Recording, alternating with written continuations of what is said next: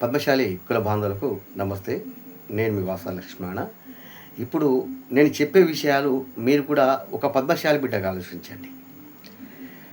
మన పద్మశాల జనాభా, మన పద్మశాల ఓటు బ్యాంకుతో రాజకీయాన్ని మనం శాసించవచ్చు.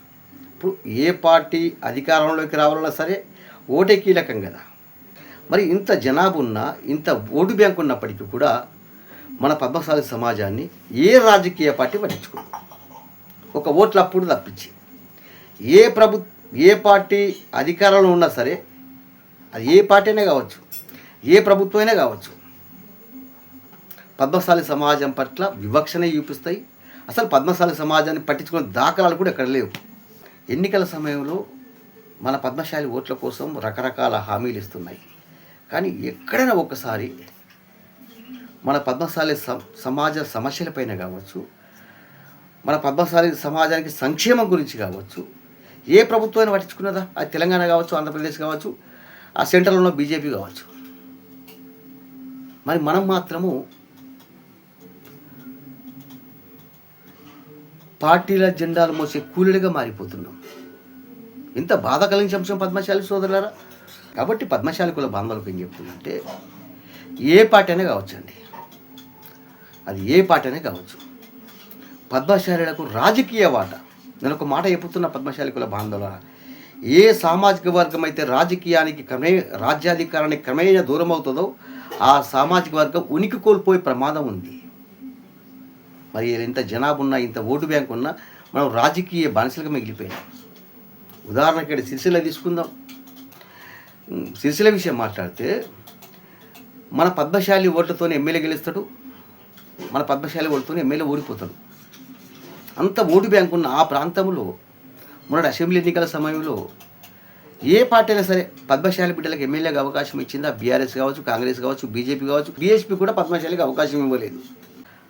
మన పద్మశాలి సమాజానికి ఏ పార్టీ అయినా కావచ్చు, వచ్చే అసెంబ్లీ ఎన్నికలలో ఇప్పటి నుంచి మొదలు పెడదాం. పద్మశాలి సోదరులారా, పద్మశాలి జ్యేష్ఠుని ఫాలో అవుతుండండి.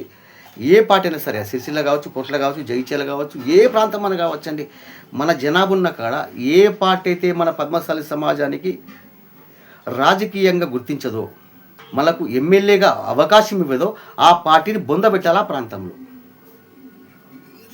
ఇట్లా చేద్దాం. ఇప్పుడు సిరిసిల్ల కాడ తీసుకుందాం, ఉదాహరణకు సిరిసిల్ల తీసుకుందాం.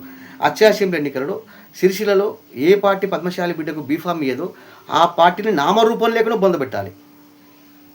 అట్లా సిరిసిల్ల ఉదాహరణ చెప్తున్నా. ఖచ్చితంగా పద్మశాలి బిడ్డలమైన మనము రాజ్యాధికారం అందుకుంటేనే మన పద్మశాలి సమాజానికి కాస్త కోస్తో మంచి జరుగుతుంది. ఇదే విధంగా రాజకీయ బానిసలుగా ఉంటూ పుత్త పుణ్యానికి జిందాబాద్ కొట్టుకుంటూ నాకు కాంగ్రెస్ అభిమానం, బీఆర్ఎస్ అభిమానం, నాకు బీజేపీ అభిమానం అని చెప్పి గుడ్డిగా ఓట్లేస్తే మన పద్మశాలి సమాజం రాజకీయ బానిసత్వంలోకి వెళ్ళిపోయింది ఆల్రెడీ. క్రమేణా మనం బానిసలుగా మిగిలిపోవాల్సింది. ఒకటి మాత్రం చెప్తున్నా వీడియో ముగించే ముందు, పద్మశాలి బిడ్డలమైన మనము రాజ్యాధికారం అందుకుంటేనే మన సమాజానికి మంచి జరుగుతుంది. లేకపోతే మన ఈ బిచ్చ బతుకులే. ఆలోచించండి. 20 నియోజకవర్గాలు శాసించవచ్చు. మనం తలుచుకుంటే రాష్ట్ర ముఖ్యమంత్రి ఎవరు ఉండాలో మనము శాసించే శక్తి మనకున్నది. కానీ మన బలం మనకు తెలియకుండా మనతో ఏం కాదని చెప్పి నిశ్శబ్ద ఉంటున్నాం. కాబట్టి ఇలా బానిసత్వంలోకి వెళ్ళిపోయినాం. నేత నేసిన కద్దరు రాజ్యం ఏలుతుంటే ఆ కద్దరు నేసిన నేత నా కాటికెళ్ళిపోతున్నాడు. చేతిలోని నూలు పోగు చూరుకు వేలాడుతున్నది ఉరితాడై. మరి ఇప్పుడు ఆ చూరుకు వేలాడు చచ్చిపోవడా లేక తెగించి కొట్లాడనేది ప్రతి పద్మశాలి బిడ్డ మీద ఆధారపడుతుంది.